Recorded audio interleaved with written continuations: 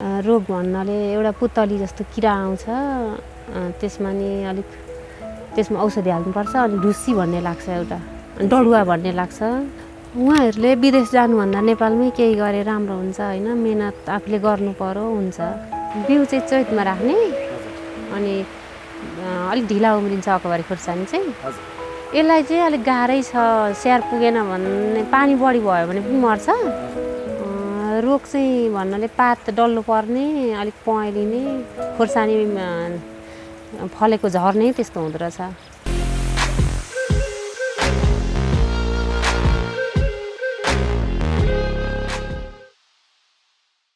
दर्शकवृन्द नमस्कार। पौरखीहरूको मनको कथा सुनाउने यस पुर्ख्यौली टिभी हेरेर बस्नुभएको सम्पूर्ण महानुभावरमा न्यानो नमन। सदा चाहिँ आज हामी बुढानीलकण्ठ नगरपालिका स्थित शेराफाटमा विगत 4 वर्ष अगाडिदेखि नर्सरी तथा तरकारी खेती गर्दै आउनुभएको हाम्रो दिदीसँग मनका कुराहरू अनि हजुरहरूको मनमा पनि लागेको जिज्ञासाहरू मेट्नको लागि हामी यहाँ आइपुगिसकेका छौँ। स्वागत छ दिदी हजुरलाई कार्यक्रममा। नमस्ते। हजुरको परिचय? मेरो नाम बिनिता सुवेदी। हजुर। घर भोजपुर। हजुर। अहिले हाल बुढानीलकण्ठ तल्लो पासीकोट। हजुर। हजुर, यहाँ हजुरले के खेतीहरू गर्नुभएको छ? यहाँ हामीले तरकारीमा घिरौला, करेला, फर्सी, लौकाहरू त्यस्तै लगाइरहेछौँ। अनि नर्सरी पनि छ? हजुर, प्लस नर्सरी पनि। कहिलेदेखि गर्नुभयो हजुरहरूले यो 4 वर्ष भयो। 4 वर्ष। हजुर। फुलहरू 2 वर्ष भयो। फुलहरू 2 वर्ष।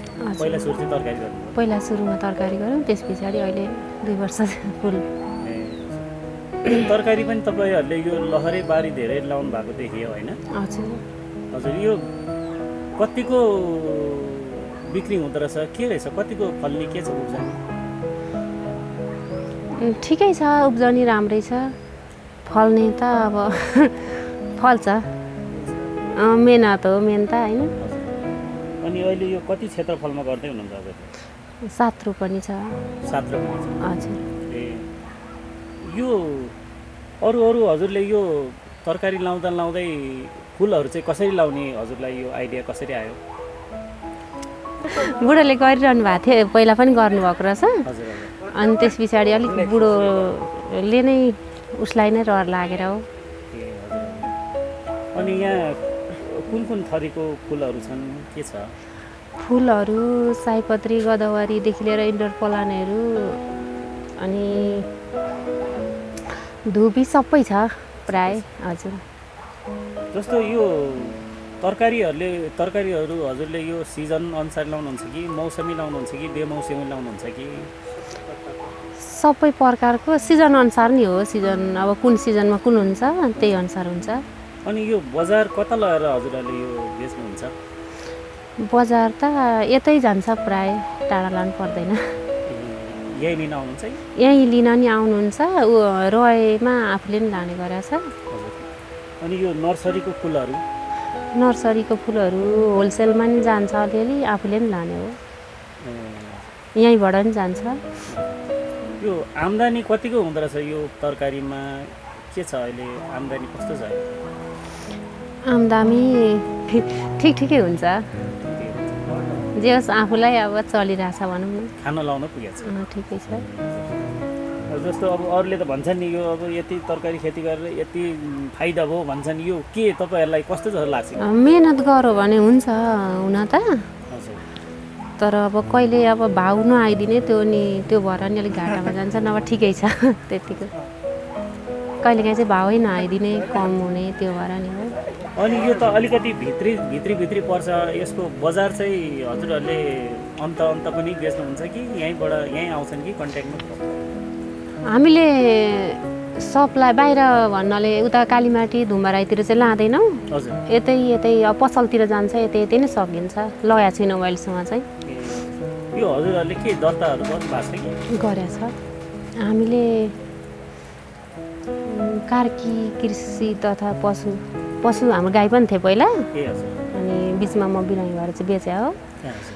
अनि कृषि पशुपालन कृषि कार्की फर्म कृषि पशुपालन पनि त्यहीमा खोल्या छ क्या बुढोले खोल्नु भएको छ। कुन जातको पाल्नु भएको थियो? होलिस्टनहरू नि थिए अनि प्लस लोकल पनि थिए। अनि यो तरकारी खेती नर्सरी गर्दाखेरि हजुरलाई कतिको सन्तुष्ट हुनुहुन्छ?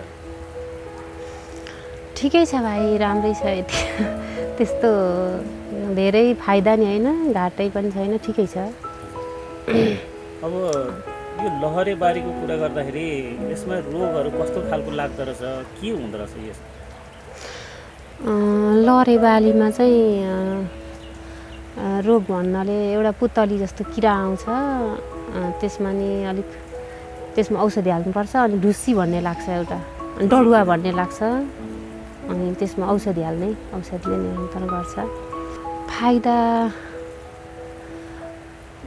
हामीले चाहिँ गर्न सक्नेलाई त फाइदै छ, गर्न आफूले गर्न सक्नु पर्यो होइन, फाइदै छ, त्यस्तो घाटा चाहिँ छैन। जस्तो वैदेशिक रोजगारमा जाने हाम्रा युवा दाजुभाइ दिदीबहिनीहरूलाई के भन्न चाहनुहुन्छ यो कृषि सम्बन्धी?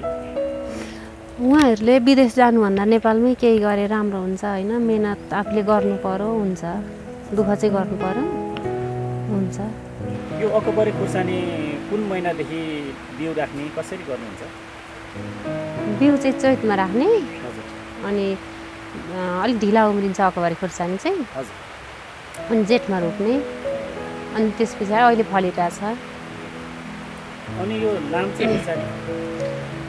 लाम्चे पनि त्यतिखेरै राख्ने हो, चैतमै राख्ने, जेठमा रोप्ने, अहिले फलिरहेछ त्यो पनि।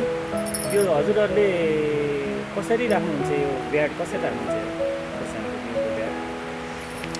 खोर्सानी? हामी चाहिँ राम्रो चालेको माटोमा राख्छौँ, अनि त्यस पछाडि छोपिदिन्छौँ प्लास्टिकले। परालले छोप्दा नि हुन्छ, प्लास्टिकले छोप्दा नि हुन्छ। उमार्न चाहिँ अलिक अकबरलाई चाहिँ अलिक गाह्रो हुन्छ उम्रिन, अर्को त उम्रिहाल्छ लाम्चो त, अनि छोपेर अलिक टाइम लाग्छ, त्यसरी राख्ने हो बिउ चाहिँ। यो अकबरे त जतापाइले त हुँदैन, अलिकति स्याहार पुगेन भने मर्छ भन्ने पनि छ नि? यसलाई चाहिँ अलिक गाह्रै छ, स्याहार पुगेन भने, पानी बढी भयो भने पनि मर्छ, अनि कम भयो भने पनि मर्छ, अलिक रोग पनि धेरै आउने रहेछ।